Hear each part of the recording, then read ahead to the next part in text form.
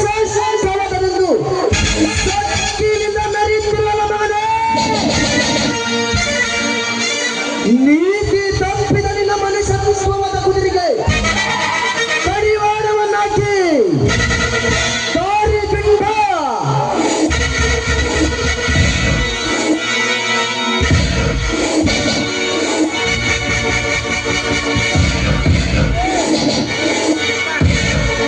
ನಿನ್ನನ್ನು ದಾರಿ ಬಿಟ್ಟ ಒಳ್ಳೆ ದಾರಿ ಗಚ್ಚದಿದ್ದರೆ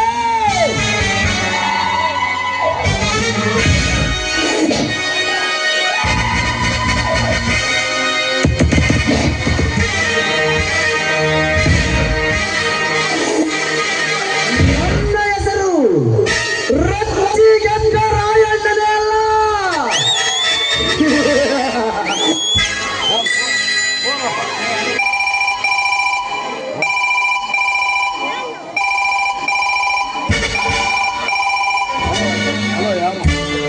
ಹಲೋ ಹಲೋ, ಯಾರು ಮಾತನಾಡುತ್ತಿರುವುದು? ನಾನು ರಾಯಣ್ಣ, ಹೇಗಿದ್ದೀಯಾ?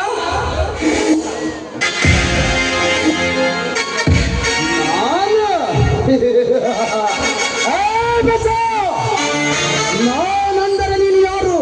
ಮರ್ಯಾದೆಗೆ ಬರಲ ನಿನ್ನ ಹೆಸರು? ರಾಯಣ್ಣ, ಎಷ್ಟು ಸಾರಿ ಹೇಳಬೇಕು ನಿನಗೆ ನನ್ನ ಹೆಸರನ್ನು? ನಿನ್ನ ಮೊಬೈಲ್ನಲ್ಲಿ ಫೀಡ್ ಮಾಡ್ಕೊಳ್ತ ಅಟ್ಲೀಸ್ಟ್ ನನ್ನ ವಾಯ್ಸಾದರೂ ಕಂಡಿಡುವುದಕ್ಕೆ ಆಗುವುದಿಲ್ಲವೇ ನಿನಗೆ? ನಿನ್ನ ಹೆಸರನ್ನು ಈ ನನ್ನ ಮೊಬೈಲಿನಲ್ಲಿ ಫೀಲ್ಡ್ ಮಾಡಿಕೊಂಡು ನಿನ್ನ ಕಾಲ್ ಬಂದ ತಕ್ಷಣಕ್ಕೆ ಹಲೋ ಸಾರ್ ಎಲ್ಲಿದ್ದೀಯೋ ಎಂದು ಕೇಳುವುದಕ್ಕೆ ನೀ ನನಗೆ ರಾಜ್ಯದ ಮುಖ್ಯಮಂತ್ರಿ ಸಿದ್ದರಾಮಯ್ಯನೇ ಬಚ್ಚ. ಅಯ್ಯೋ, ನಾನಯ್ಯ ಅಣ್ಣ ಶೇಟ್ ಮಾತನಾಡುತ್ತಿರುವುದು. ಓ ಓ ಅಣ್ಣ ಅಣ್ಣ ಸೇಠ್, ಹೇಳಣ್ಣ ಸೇಠ್, ಏನಾಗಬೇಕಾಗಿತ್ತು? ಏನೂ ಇಲ್ಲ, ನೀನು ಇವತ್ತು ಬಾಂಬೆಗೆ ಬರಬೇಕು.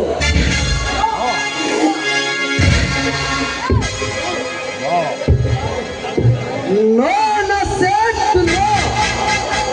ನಾನು ಇವತ್ತು ಬೆಳಗಾವಿಗೆ ಹೊರಟಿದ್ದೇನೆ.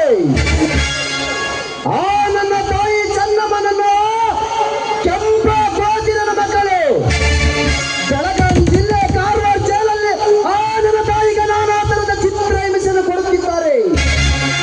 ಅದಕ್ಕೆ ಆ ನನ್ನ ತಾಯಿಯನ್ನು ಬಿಡಿಸಿಕೊಂಡು ಬರುವುದಕ್ಕೆ ಇವತ್ತು ನಾನು ಬೆಳಗಾವಿಗೆ ಕಾಲಿಟ್ಟಿದ್ದೇನೆ.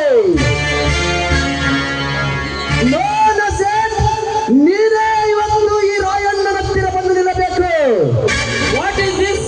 ಏನು ಹೇಳ್ತಿದ್ದೀಯಾ ನೀನು? ಹೌದು ಅಣ್ಣ ಸೇಠ್, ಇಲ್ಲಿ ಧಾರಾಕಾರವಾಗಿ ಸುರಿಯುತ್ತಿರುವ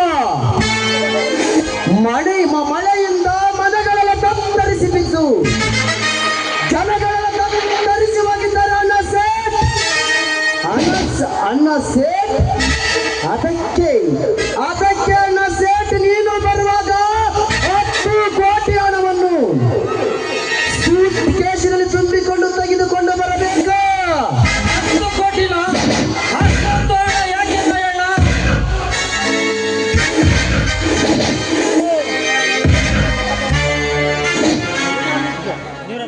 ದಿನನಿತ್ಯ ಬಿಡದೆ ಸುರಿಯುತ್ತಿರುವ ಆ ವರುಣನ ಅರ್ಪಟಕ್ಕೆ ಮಾತಾಯಿ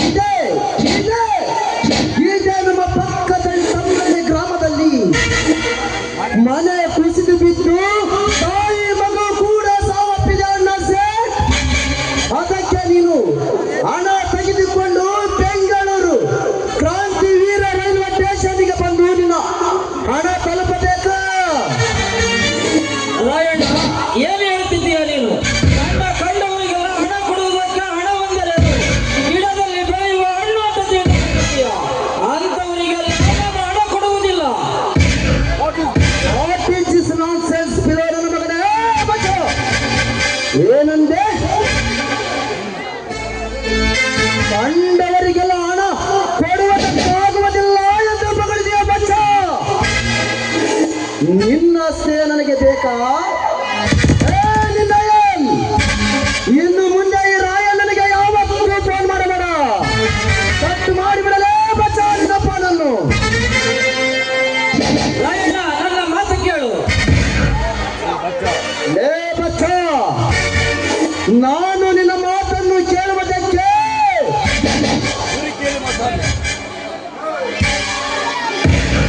ಕುರಿ ಕೇಳಿ ಮಸಾಲೆ ಅರಿಯುವ ಮೂರ್ಖ